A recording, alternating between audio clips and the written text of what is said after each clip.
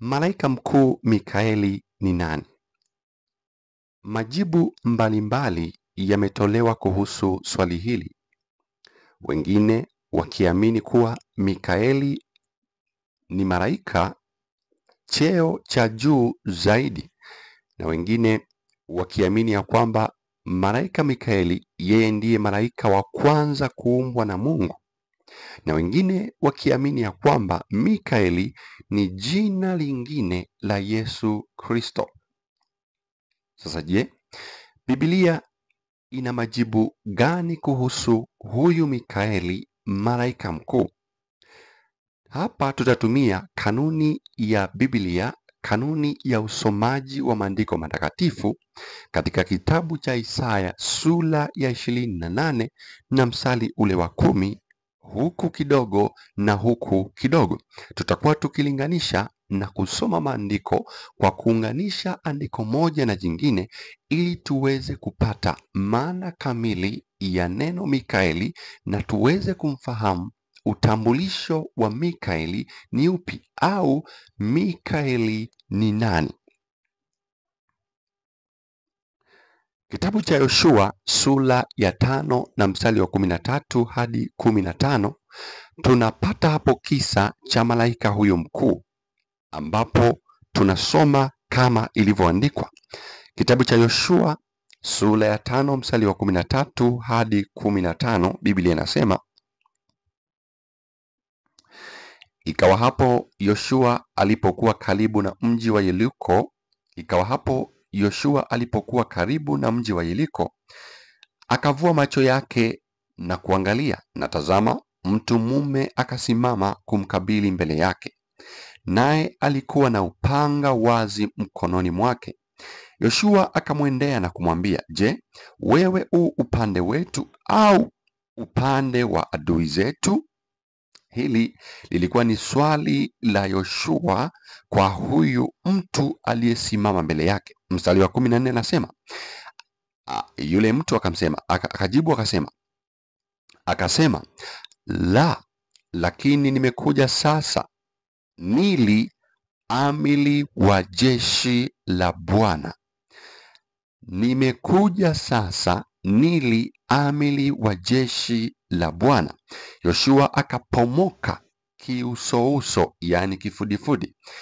Yoshua akapomoka kiusouso hata nchi, naye akasujudu, akamuuliza, Bwana wangu aniambie ni nini mimi mtumishi wake?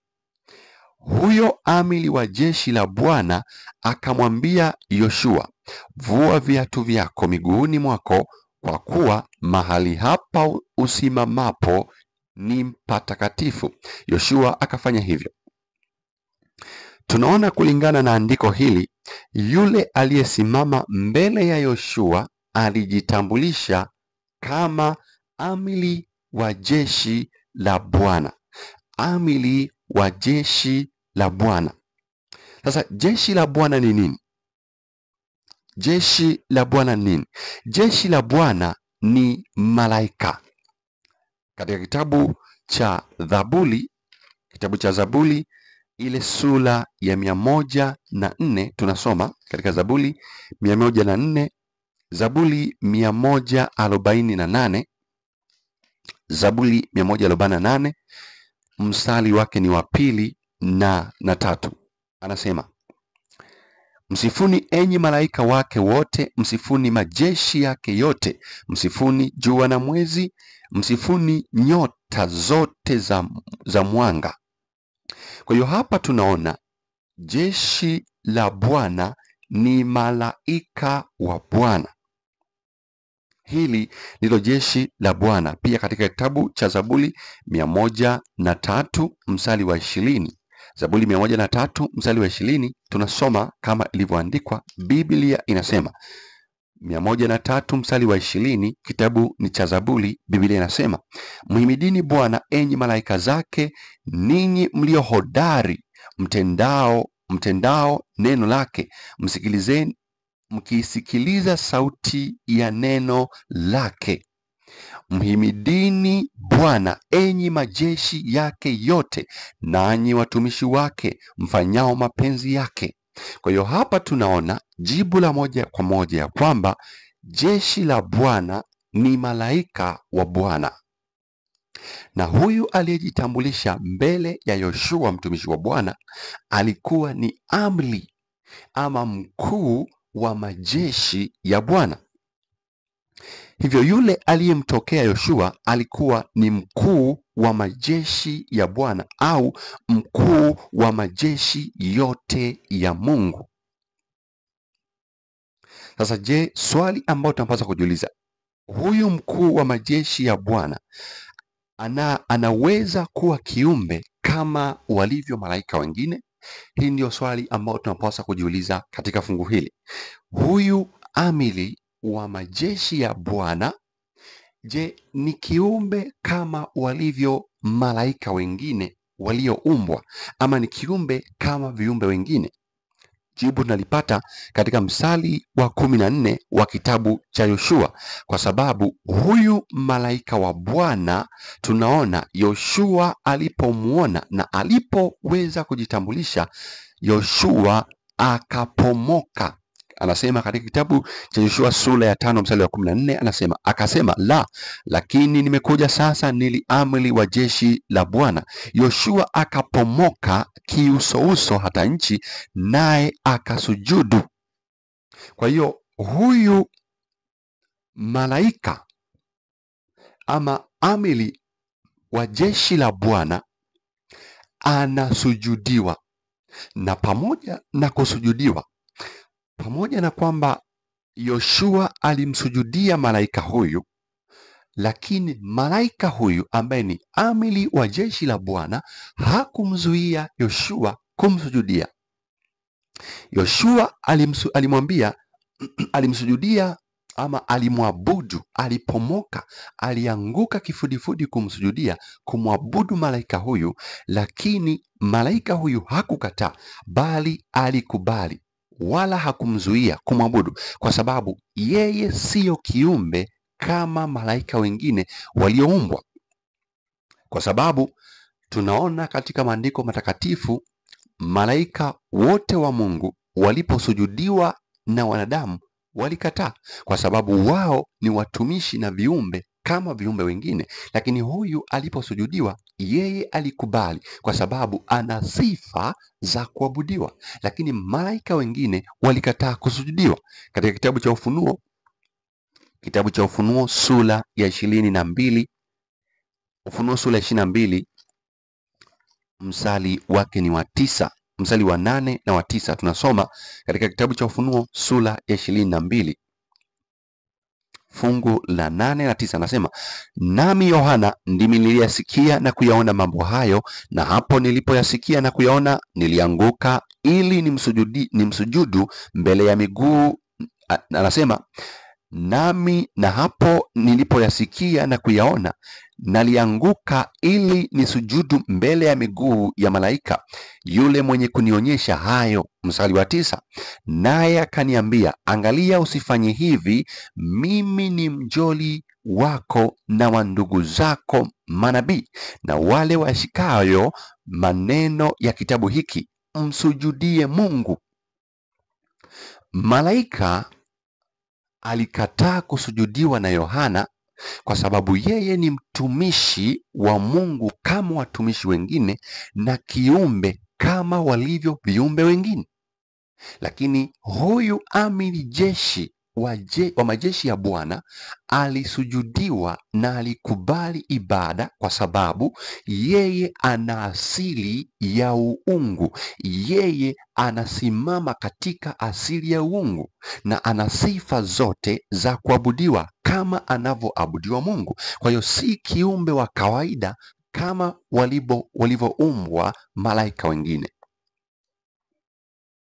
Hapo tunaona wazi malaika anasujudiwa lakini anakataa, anaabudiwa anakataa. Lakini huyu amiri jeshi yeye aliabudiwa na alikubali ibada, kwa sababu yeye hakuwa malaika kama viumbe ambao ni malaika wengine, lakini yeye ni malaika ambaye anastahili ibada.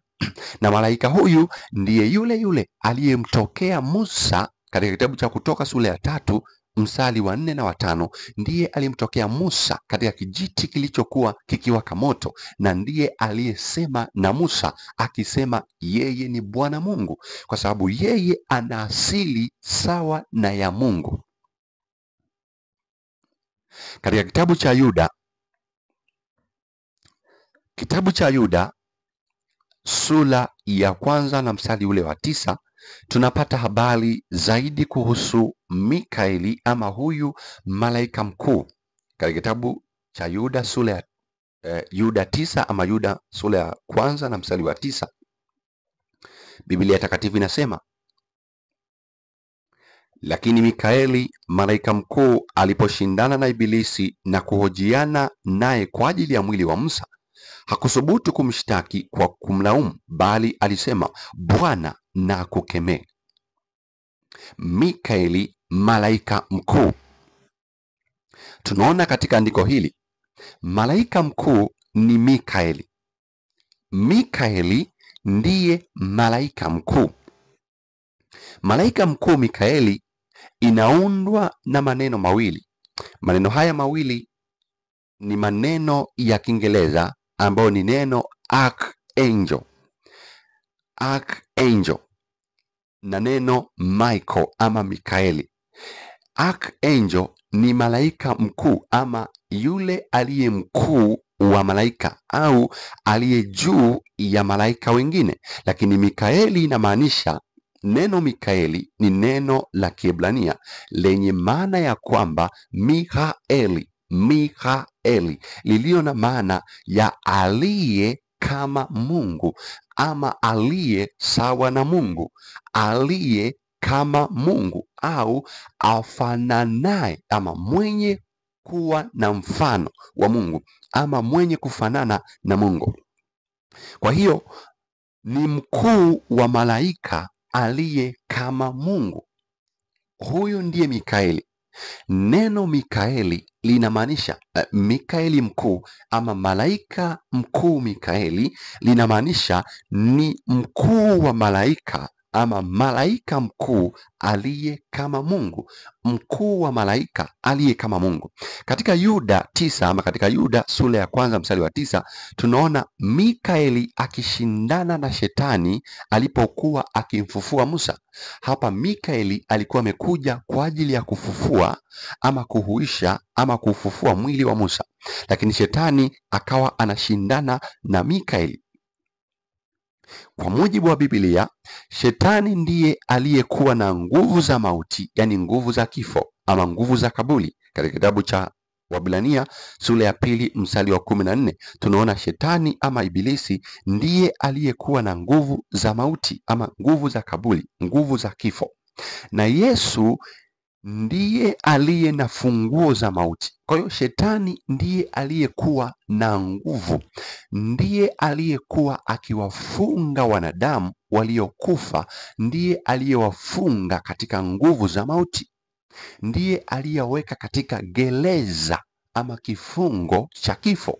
Lakini Yesu ndiye aliye na funguo za mauti na kuzimu, kama inavyoelezwa katika kitabu cha Ufunuo sura ya kwanza na mstari wa 18. Yeye Yesu Kristo ndiye ana funguo za mauti na kuzimu. Na pia Yesu Kristo ndiye ametajwa katika kitabu cha Yohana sura ya 11, ametajwa kuwa ndiye aliye ufufuo na uzima, ndiye aliye ufufuo na uzima. Kwa hiyo katika Yuda sura ya kwanza mstari wa 9 inaonyesha Mikaeli siyo mwingine bali ni Yesu Kristo, na hii ni kwa sababu Yesu Kristo ndiye aliye na haki, ndiye aliye na uwezo wa kufufua wafu walio wafungwa wa shetani. Kwa Yesu Kristo ndiye aliyekuwa Mikaeli malaika mkuu aliyekuwa akifufua mwili wa Musa, kwa sababu hakuna malaika, hakuna kiumbe kingine chenye uwezo wa kufufua wafu isipokuwa Kristo Yesu ndiye aliye na uwezo wa kufufua wafu. Andiko jingine linalotoa mwanga zaidi juu ya utambulisho wa Mikaeli linapatikana katika kitabu cha Wathesalonike wa kwanza sura ya 4 na mstari wa 16. Kitabu cha Wathesalonike wa kwanza ama waraka wa kwanza kwa Wathesalonike ile sura ya 4 na mstari wa 16 tunasoma: kwa sababu Bwana mwenyewe atashuka kutoka mbinguni pamoja na mwaliko.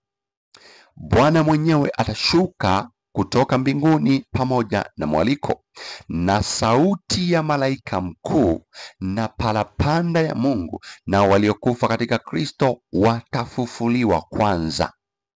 Sauti, Bwana atashuka mwenyewe na pamoja na mwaliko, na sauti ya malaika mkuu na parapanda ya Mungu, nao waliokufa watafufuliwa kwanza.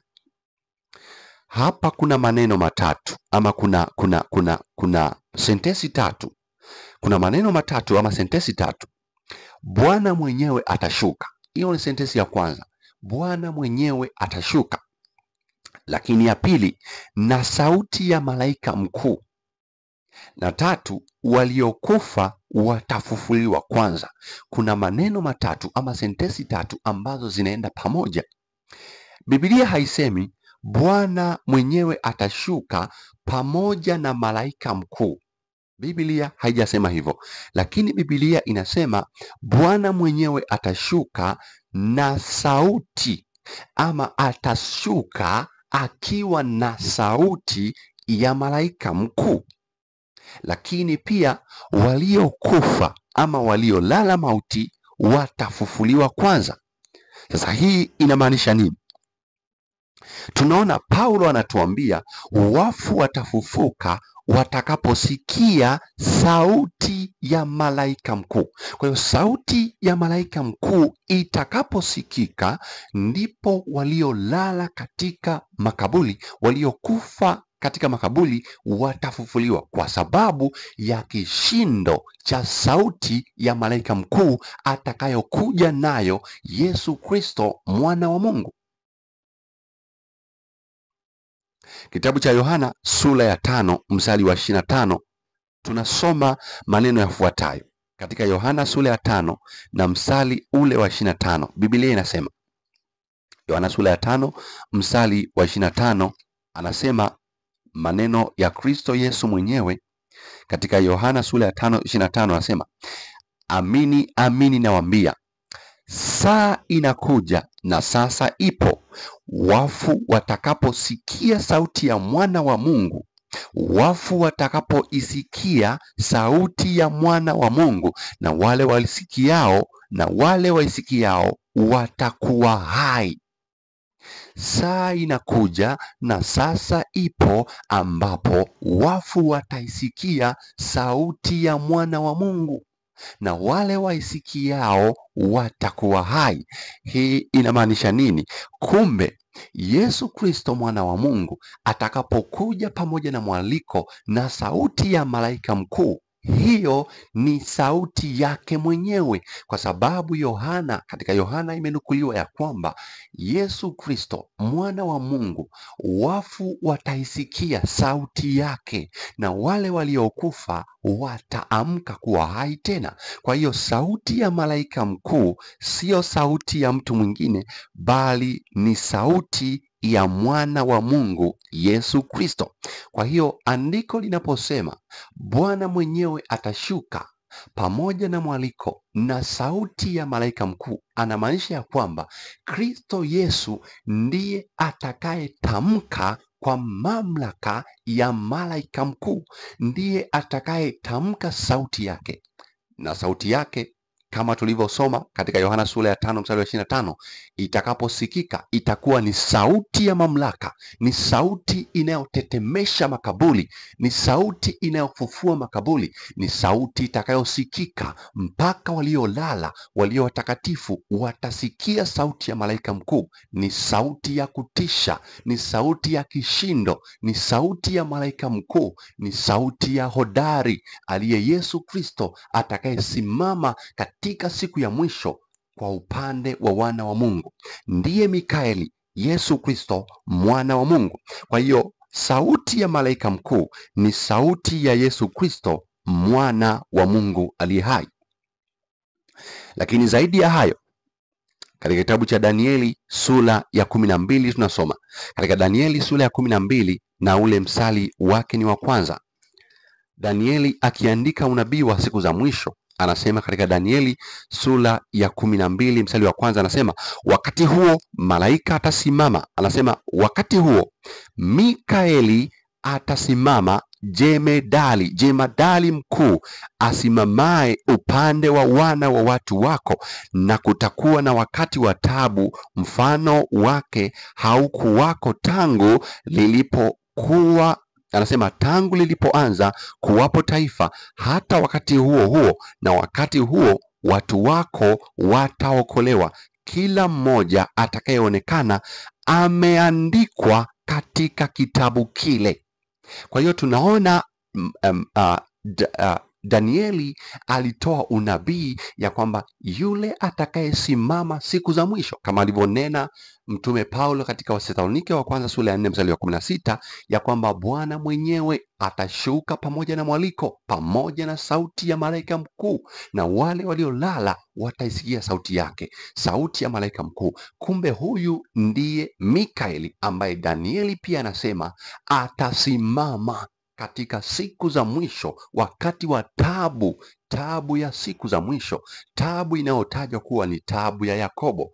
Kristo Yesu ndiye atakayesimama upande wa wana wa Mungu, na Yesu Kristo ama Mikaeli ndiye aliyesimama pia katika tanuru ya moto, ambapo watoto wa Mungu ama watumishi wa Mungu waliokuwa wametupwa katika tanuru ya moto, alisimama pamoja nao, ambaye mfalme alipotazama anasema ninaona mfano, anasema ninaona mfano wa mwana wa miungu. Kwa hiyo huyu aliyesimama katikati ya tanuru ya moto alikuwa ni Kristo Yesu, na ndiye atakayesimama katika tanuru ya moto ya siku za mwisho itakayowakabili watoto wa Mungu, yani dhiki kuu.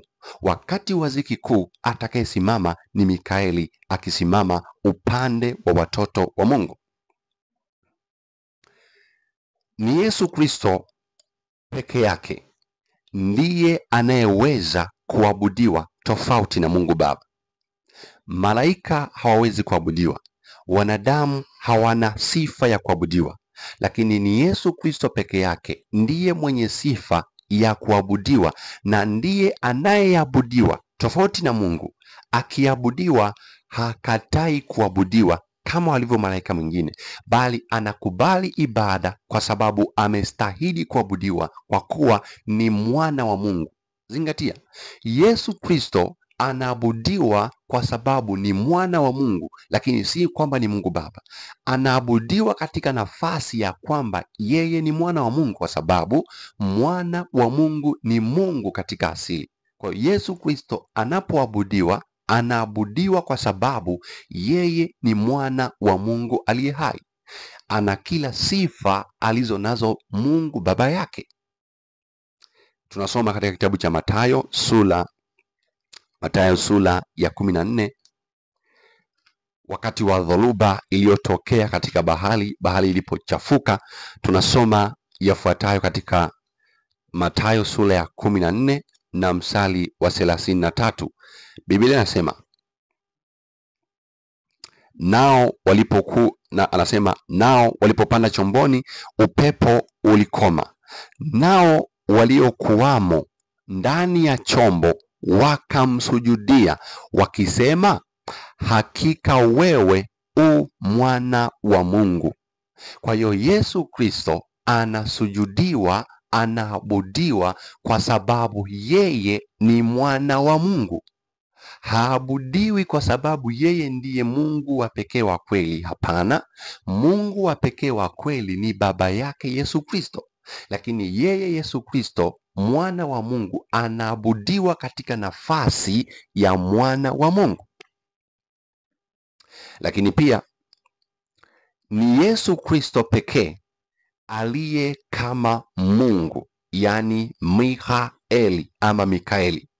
Ni yeye peke yake aliye kama Mungu, yaani anayefanana au aliye na mfano wa Mungu. Ni mmoja tu peke yake ambaye ni Yesu Kristo. Tunasoma katika Waebrania sura ya 1 na katika kitabu cha Wakolosai sura ya 1.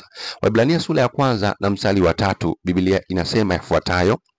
Waebrania sura ya 1 na mstari ule wa 3, anasema, anaandika waraka, Mtume Paulo anaandika, anasema katika waraka kwa Waebrania sura ya 1 mstari wa 3, yeye kwa kuwa ni mng'ao wa utukufu, anasema yeye kwa kuwa ni mng'ao wa utukufu wake na chapa ya nafsi yake, akivichukua vyote kwa amri ya uweza wake, akiisha kufanya utakaso wa dhambi, aliketi mkono wa kuume wa ukuu huko juu. Amefanyika bora kupita malaika kwa kadiri jina alilolithi lilivyo tukufu kuliko lao. Kwa hiyo Yesu Kristo ni chapa ya nafsi ya Mungu Baba. Hii inamaanisha ni kopi. Tunaposema chapa, maana yake ni kopi ya nafsi ya Mungu. Kwa hiyo nafsi ya Mungu ina mwana wake Yesu Kristo. Mungu Baba ana mwana wake ambaye ni chapa ya nafsi yake, yaani anayefanana na Mungu Baba. Wakolosai sura ya 1. Katika Wakolosai, waraka kwa Wakolosai, Mtume Paulo akiandika waraka kwa Wakolosai anasema yafuatayo katika Wakolosai ile sura ya 1 na mstari wa 15, akiandika kuhusu Yesu Kristo anasema, naye ni mfano,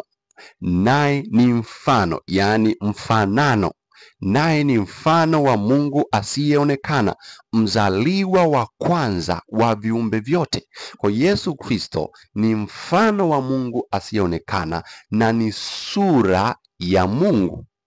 Kristo Yesu ni mfano wa Mungu asiyeonekana na pia ni sura ya Mungu. Kwa hiyo anaposema anayefanana na Mungu, maana yake ni yule aliye na sura ya Mungu, kama pia inavyosemwa katika kitabu cha Wakorintho wa pili sura ya 4 na mstari wa 4, anasema, ambao ndani yao Mungu wa dunia hii amepofusha fikra zao wasioamini, isiwazukie nuru ya injili ya utukufu wake Kristo, aliye sura yake Mungu.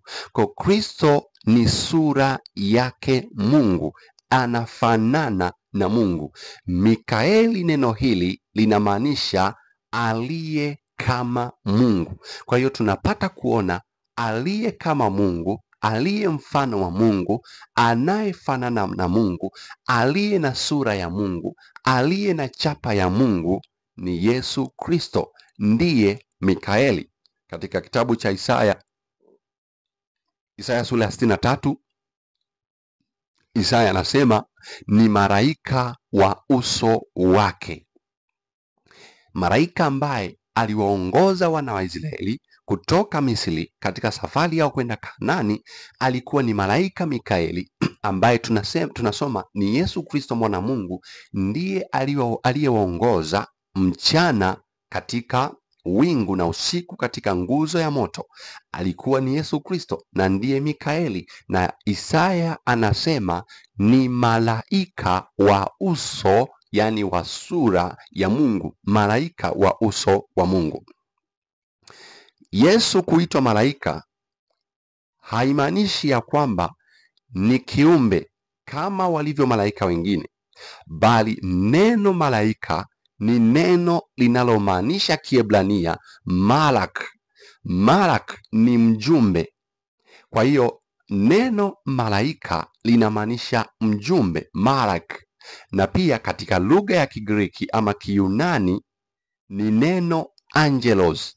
Angelos pia ni neno lenye maana ile ile ya mjumbe. Kwa hiyo mjumbe wa kimungu kibiblia anajulikana kama malaika ama angelos, malak. Kwa hiyo malaika ni neno linalomaanisha mjumbe, na kibiblia ni mjumbe wa Mungu. Kwa hiyo malaika Mikaeli sio mwingine bali ni Yesu Kristo mwana wa Mungu. Malaika Mikaeli ni Yesu mwana wa Mungu, jina lake likiwa na maana ya mjumbe wa Mungu afananaye na Mungu, aliye jemedali wa majeshi ya Bwana.